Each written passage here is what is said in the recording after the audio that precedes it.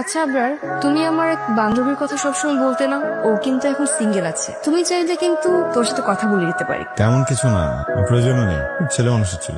মানে হঠাৎ করে ক্রাশ খাওয়া মানুষটা এখন তোমার কাছে ছেলে মানুষই হয়ে গেল। কোনো রিলেশনশিপে গিয়েছো নাকি? যাইনি কোনো রিলেশনশিপে। দেখো এরা মানুষের জীবনে মাঝে মাঝে এই ধরনের কিছু ছোটখাটো বিষয় ঘটে, ক্রাশ খাওয়া, কাউকে ভালো লাগা, কিন্তু এই ইমোশনস গুলো বেশি দিন থাকে না। তা ঠিক বলেছো। একটা প্রশ্ন করবো, তোমার পছন্দের কেউ আছে? কেন, সবাই কি তোমাকে পাঠিয়েছে আমার পছন্দের মানুষ জানার জন্য? এমনি কিউরিওসিটি।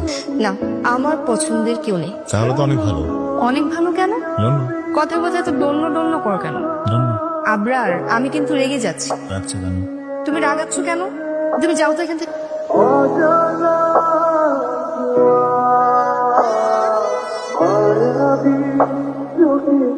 ভাইয়া, এত রাতে এখানে কি করছো? খারাপ? না, মন খারাপ না। আবরার ভাইয়ের সাথে কিছু আছে? শোন, তুই ওর নামটা আমাকে বলবি না। এর মানে আবরার ভাইয়ের সাথে কিছু একটা হয়েছে? না, ওর সাথে কিছু হয়নি। আচ্ছা শোন, তোকে একটা কথা বলি, মানে তুই হয়তো কষ্ট পেতে পারিস, তারপরও তোর জানা উচিত আবরার না আসলে ইরাকে পছন্দ করে। তুই আবরারকে ভুলে যা। ভাইয়া, তুমি যেদিন থেকে আমাকে নিষেধ করেছো সেই দিন থেকে আমি আবরার ভাইয়ার সবকিছু ভুলে গেছি। খুব ভালো করেছিস, খুব ভালো। কিন্তু তুমি না এই আপুকে পছন্দ করতে? হ্যাঁ করি, কিন্তু তুই জানলি কিভাবে? ভাইয়া, আমি যেমন আবরার ভাইয়ের ছবির সহ তোমার কাছে ধরা খেয়েছি, তুমিও তো এই আপুকে কত শত চিঠি লিখতে, কিন্তু একটাও দাওনি। আমি একদিন ড্রয়ারে সেগুলো পড়ে ফেলেছি। দেখ, তুই কষ্ট পেয়েছিস আবরারের কাছ থেকে, আর আমি কষ্ট পাচ্ছি ইরার কাছ থেকে। ভালোবাসা বড় অদ্ভুত জিনিস।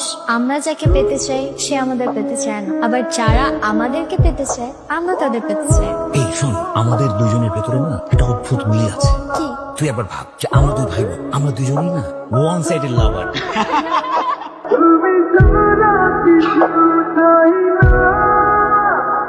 আবরার ভাইয়া, তুমি? হ্যাঁ তুমি বিষয়টা একটু এরকম না যে তুই রাস্তায় যাচ্ছিলি, হঠাৎ করে তোকে দেখলাম, গাড়ি থেকে নামলাম, তোর বাসায় গিয়েছিলাম, খালুজানকে তোর কথা জিজ্ঞেস করলাম, খালুজান বললেন তুই ইউনিভার্সিটি যাচ্ছিস, কোর্স থেকে চলে আসলাম। হঠাৎ আমাকে খুঁজছো যে?